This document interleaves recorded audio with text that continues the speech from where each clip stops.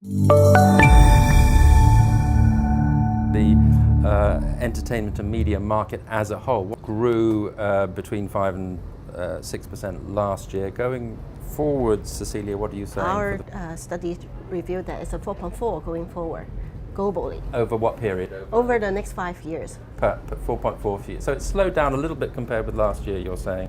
Yeah, it's just on the surface. Yeah. When we deep dive down, it's actually a lot of countries have a higher growth rate. So we actually categorize our countries into different categories, from mature to upcomer, from slow down. So we actually have 4 categories to analyze different countries. So a lot of a promising story can be dig out from our study.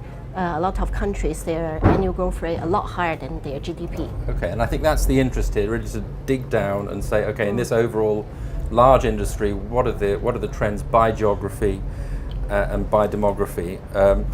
Perhaps we could start, rather than by geography, let's start with demography. And there's a lot of talk about young consumers sort of driving these consumption trends, but millennials, for example. But I'm sure that's true, but even that's not a simple matter. Who are the young consumers? Is it right to talk about young consumers as a group, or is it more complicated than that?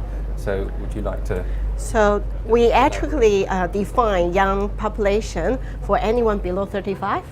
So this is how we define the younger generation.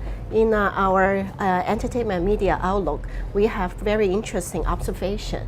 If we put the country with a bigger younger generation and then compare to their growth rate, it almost forms the perfect correlation.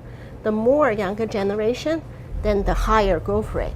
So take US for example. US have a relatively lower younger generation, while its growth rate is a kind of a here. While China, we have a sort of a more younger generation, and then our growth rate is 8.8.